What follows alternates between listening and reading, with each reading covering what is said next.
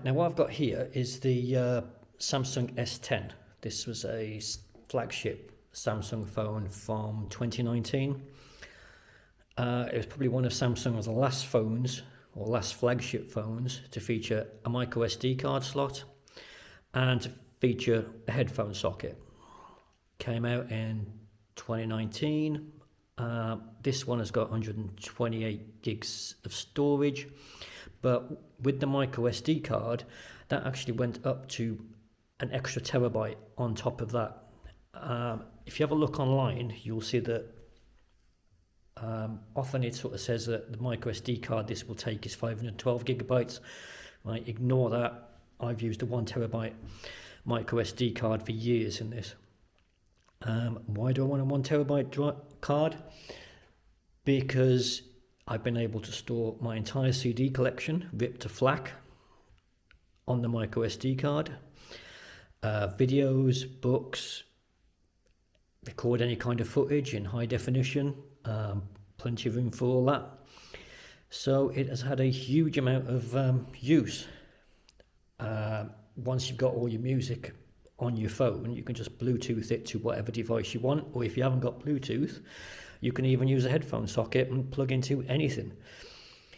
I tend to use Power Amp, which is, you can see it there, but as a massive music player, it's worked great. The reason why I haven't really had Spotify or anything else is I don't really want to rent music, I prefer to own it, and I tend to listen to my own music quite a lot. Not saying that Spotify is a bad idea, but this has suited me, and besides you can still have your own Spotify if you want, or any other streaming service.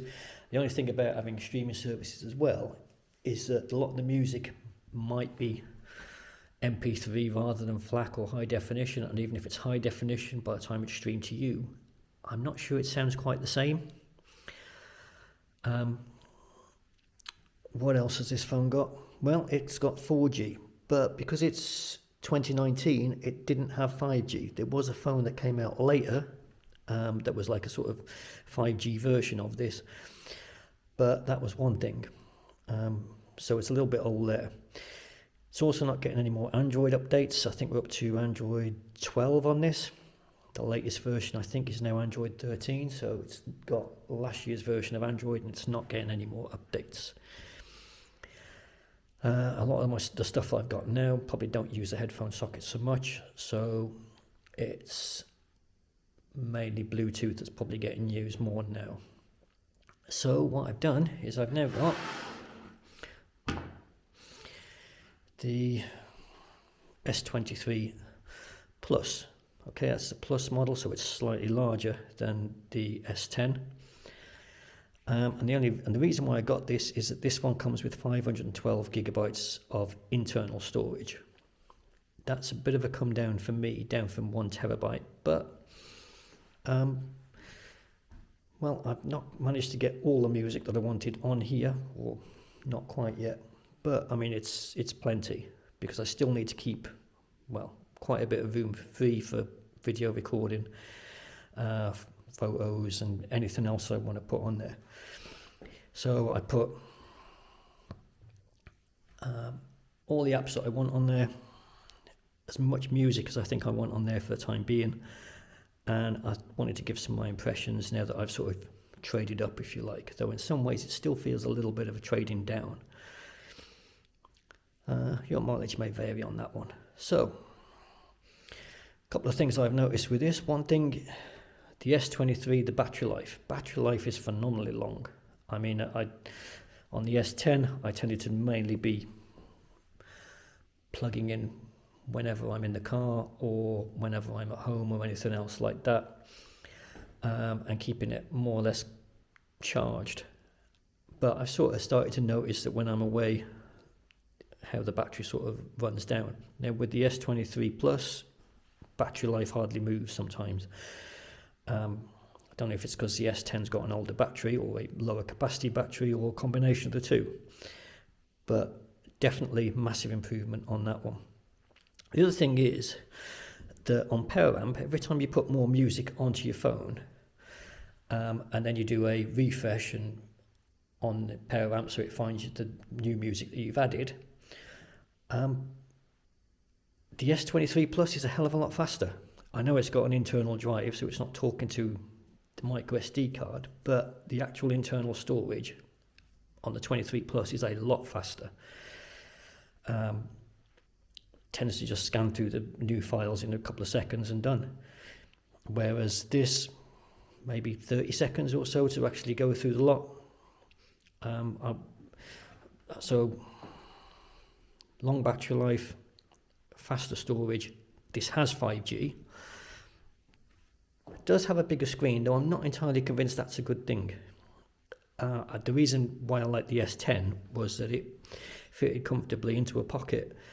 If I wanted to go bigger, well, I've got, there's tablets, there's laptops, there's all sorts of other things. So I didn't really need a large phone, phablet, whatever, which is why I didn't get the Ultra. But I've been using it for just over a week now. Oh, that's another thing.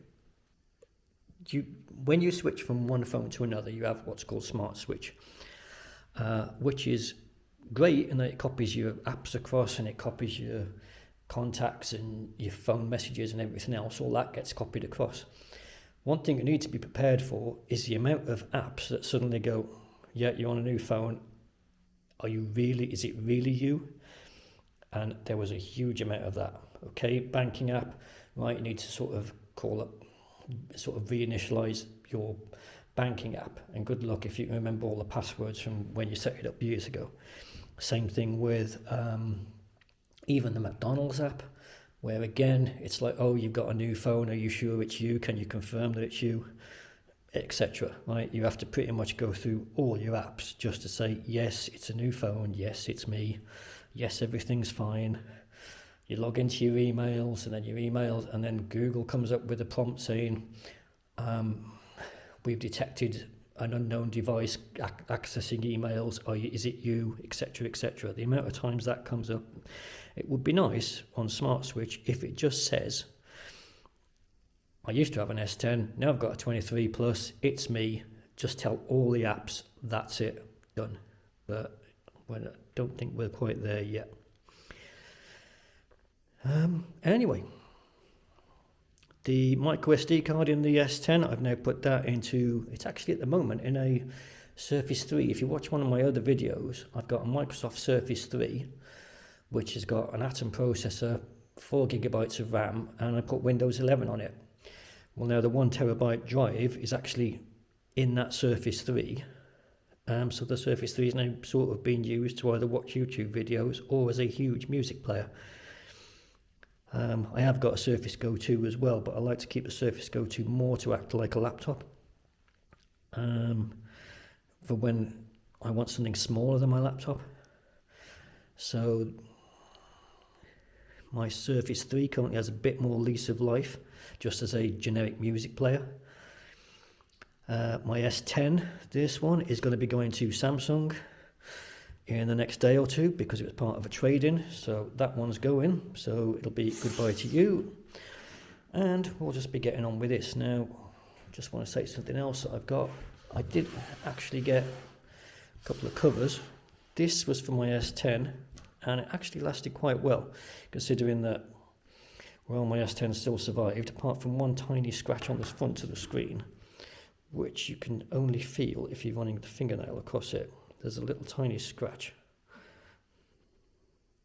which you can't even see, but I can feel it there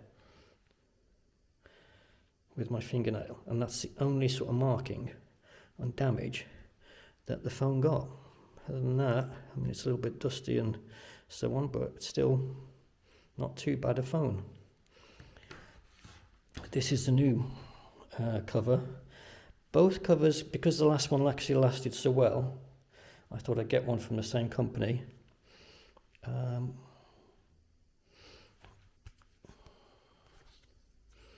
And by Spigen, but yeah, that's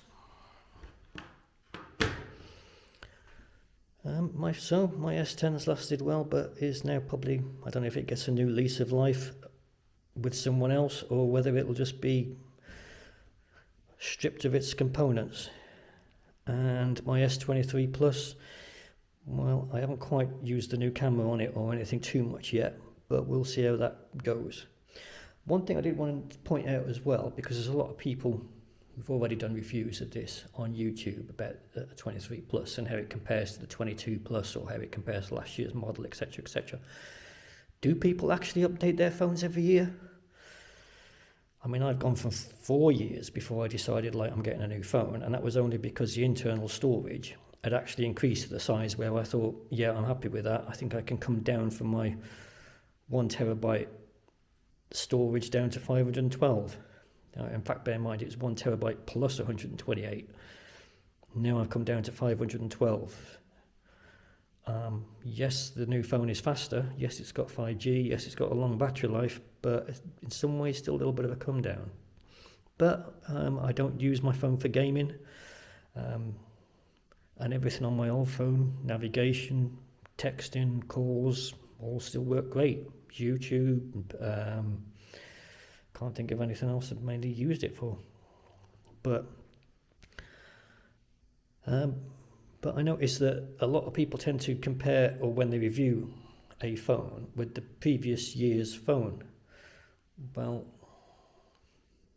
if you're upgrading from a phone from years ago, well, it's quite a big step up in quite a lot of ways. So even if just going from year to year, you don't perhaps notice a difference, certainly if you're going several years, well, you certainly do. And anyway, that's it.